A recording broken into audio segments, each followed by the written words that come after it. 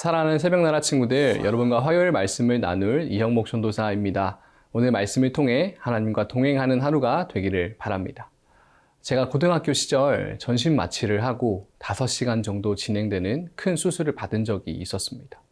그때 처음으로 전신 마취를 해 보았는데 수술대 위에서 마취가 퍼지면서 스르르 잠이 든 것 같았습니다. 그리고는 정신이 조금씩 깨어나는데 옆에서 아버지가 형모가 숨 쉬어 하면서 계속 속삭여주고 있었습니다. 그 소리를 들으면서 조금씩 숨을 쉬기 시작했고 호흡기를 떼고 스스로 숨을 쉴 수 있었습니다. 옆에서 계속 속삭여 주시던 아버지의 소리 때문에 힘을 내어 정신을 차릴 수 있었던 것처럼 하나님께서도 우리가 회복할 수 있도록 계속 말씀해 주시는 분이십니다. 오늘 말씀의 제목은 하나님의 속삭임입니다. 오늘의 말씀은 열왕기상 19장 11절에서 21절입니다. 여호와께서 말씀하셨습니다. 산으로 가서 여호와 앞에 서 있어라. 이제 곧 내가 지나가겠다. 그러고는 크고 강한 바람이 불어와 여호와 앞에서 산을 가르고 바위를 부수었습니다. 그러나 여호와께서는 그 바람 속에 계시지 않았습니다. 바람이 지나간 뒤에 지진이 일어났습니다. 그러나 여호와께서는 그 지진 속에도 계시지 않았습니다. 지진이 물러간 뒤에는 불이 있었습니다. 그러나 여호와께서는 그 불 속에도 계시지 않았습니다. 그런데 불이 지나간 뒤에 작은 소리가 들렸습니다. 엘리야가 그 소리를 듣고 겉옷으로 자기 얼굴을 가리고 나가 동굴 입구에 섰습니다. 그러자 갑자기 한 음성이 그에게 들려왔습니다. 엘리야야, 여기서 뭘 하고 있느냐? 엘리야가 대답했습니다. 저는 만군의 하나님 여호와를 큰 열심으로 섬겼습니다. 그러나 이스라엘 자손들이 주의 언약을 버리고 주의 제단을 부수며 주의 예언자들을 칼로 죽여 이제 저만 혼자 남았습니다. 그런데 저들이 이제는 제 목숨까지 빼앗으려 합니다. 그러자 여호와께서 엘리야에게 말씀하셨습니다. 내가 왔던 길로 돌아가 다메섹 광야로 가거라. 너는 그곳에 가서 하사엘에게 기름 부어 아람 왕이 되게 하여라. 또 nim시의 아들 예후에게 기름 부어 이스라엘의 왕이 되게 하고 아벨무홀라 사밧의 아들 엘리사에게 기름 부어 내 뒤를 이어 예언자가 되게 하여라. 하사엘의 칼을 피해 도망치는 사람은 예후가 죽일 것이고 예후의 칼을 피해 도망치는 사람은 엘리사가 죽일 것이다. 그러나 내가 바알에게 무릎을 꿇지 않고 입을 맞추지도 않은 사람들 7,000명을 이스라엘에 남겨두었다. 그러자 엘리야는 그곳을 떠나 사밧의 아들 엘리사를 찾았습니다. 엘리사는 12쌍의 황소를 앞세우고 밭을 갈고 있었는데 마침 12째 황소 2마리를 몰고 있었습니다. 엘리야는 엘리사가 밭 가는 옆으로 지나가면서 자기 겉옷을 엘리사에게 던졌습니다. 그러자 엘리사가 자기 소들을 버려두고 엘리야를 따라가서 말했습니다. 저희 아버지와 어머니께 작별 인사를 드리게 해주십시오. 그리고 당신을 따라가겠습니다. 엘리야가 대답했습니다. 돌아가거라. 내가 내게 무엇을 하였느냐? 그러자 엘리사는 엘리야 곁을 떠나 돌아가 소 한 쌍을 끌어다 잡고 밭 가는 기구로 불을 지펴 고기를 구워서 사람들에게 나눠주며 먹게 했습니다. 그러고 나서 엘리사는 일어나 엘리야를 따르며 그를 섬겼습니다. 우리는 신앙생활을 하면서 때로는 영적 우울감에 빠질 때가 있습니다. 사역에서 크게 성공한 이후에 공허함이나 패배감 또는 여전히 약한 자신의 모습에 신앙에 대한 회의주의로 빠질 수도 있습니다. 왜냐하면 하나님을 대적하는 악한 세력들은 성도들의 승리에 손뼉 쳐주면서 사라져주지 않기 때문입니다.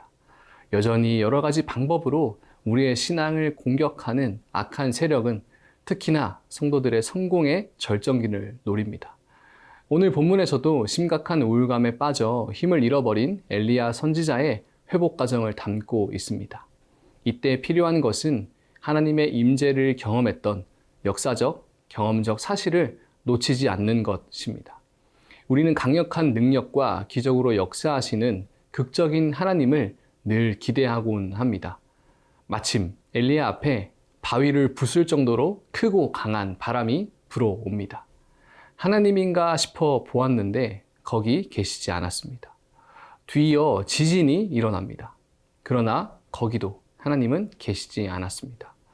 지진 뒤에는 불이 나타났습니다. 그러나 불 속에도 하나님은 계시지 않았습니다. 강력한 자연 현상들 속에 하나님이 있나 싶었지만 만나지 못했습니다. 그런데 그 강력한 자연 현상 후에 작고 세미한 음성이 들립니다. 하나님은 거기 계셨습니다. 오늘 본문 13절의 말씀입니다. 엘리야가 그 소리를 듣고 겉옷으로 자기 얼굴을 가리고 나가 동굴 입구에 섰습니다. 그러자 갑자기 한 음성이 그에게 들려왔습니다. 엘리야야, 여기서 뭘 하고 있느냐? 하나님이 하신 이 질문은 앞서 9절에서 하셨던 질문입니다. 하나님은 여기서 뭘 하고 있느냐는 질문을 통해서 엘리야의 상태와 존재 이유를 확인하게 합니다. 그리고 엘리야에게 왕과 선지자를 세우는 일을 하라고 말씀합니다. 하나님이 던진 질문의 의도는 여기에 머물러 있으면 안 되며 다시 하나님의 일을 해야 한다는 것이었습니다. 사랑하는 새벽나라 친구들, 신앙생활을 하면서 아무것도 하기 싫고 우울감에 빠질 때가 있습니까? 그때 우리는 동굴에 들어가 하나님의 기적만 기다리는 것이 아니라 세미한 음성으로 부르시는 하나님의 음성을 들어야 합니다. 그 음성은 우리를 다시 하나님의 사명의 자리로 부르시는 음성입니다. 그 자리가 바로 우리의 존재 이유이며 회복해야 하는 자리입니다. 오늘 하루도 하나님의 세미한 음성을 따라 사명의 자리로 나가는 모든 세나 친구들이 되기를 바랍니다.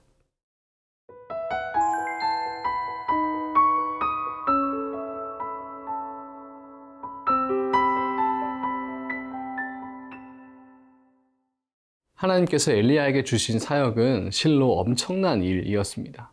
하사엘에게 기름을 부어 아람 왕으로 세우고 예후에게 기름 부어 이스라엘 왕으로 세우며 엘리사에게 기름 부어 자신의 뒤를 잇는 선지자로 세우라는 명령이었습니다.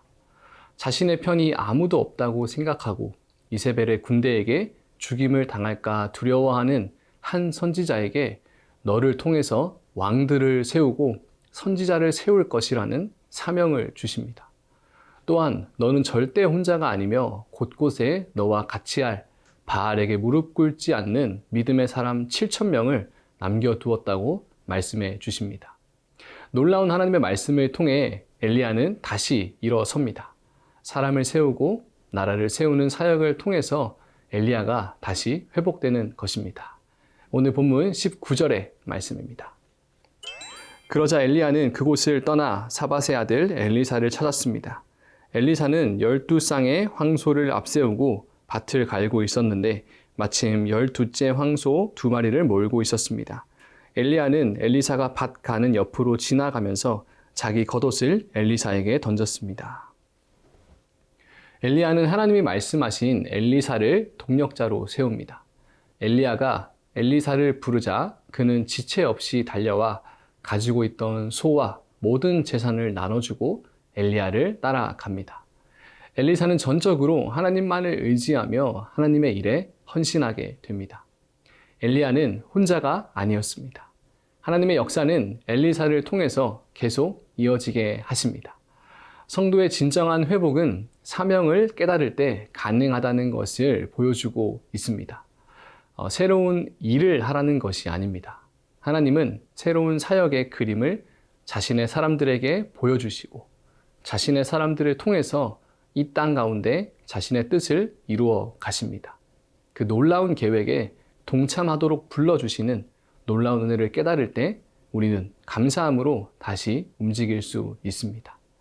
엘리야가 후계자인 엘리사를 통해서 하나님의 일이 완성되리라는 것을 깨달았을 때 엘리야는 비로소 어깨에 놓인 무거운 짐을 벗을 수 있었습니다. 사랑하는 새벽나라 친구들, 여러분은 어떤 사명을 가지고 살고 있나요? 하나님의 사명이 우리를 살게 합니다. 오늘 하루 하나님의 세미한 음성에 귀를 기울이며 여러분의 삶에서 하나님의 일을 찾아보는 건 어떨까요? 그래서 여러분의 인생을 통해 이루기 원하시는 하나님의 일에 동참하여 하나님이 주시는 힘으로 살아내는 모든 세나 친구들이 되기를 바랍니다. 살아계신 하나님, 우리 아버지, 오늘도 하나님의 세미한 음성으로 말씀하여 주시고 그 음성을 듣고 다시 일어나 사명의 자리로 나아가는 우리 모두가 되게 하옵소서.